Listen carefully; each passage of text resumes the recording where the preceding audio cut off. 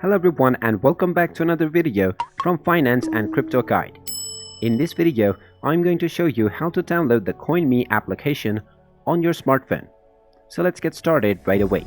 First of all, depending on whether you use iOS or Android, go ahead and open up the iOS App Store or Google Play Store. Once you open up the application, tap on the search box and then type in Coinme. Now just start the search, and when you find the Coinme application, just go ahead and tap on it. You will then see the install button.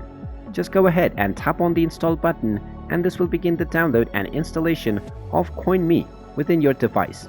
Just wait for a while until the installation is complete, and once it is done, you will see the open button.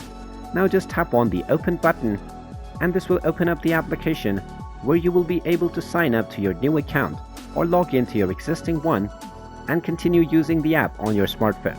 And there you have it.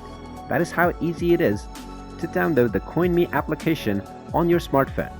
If you find this video helpful, make sure you hit that like button and subscribe to our channel if you haven't done so already. Also ring that notification bell to never miss another update from us. Thank you for watching and I will see you again in the next video.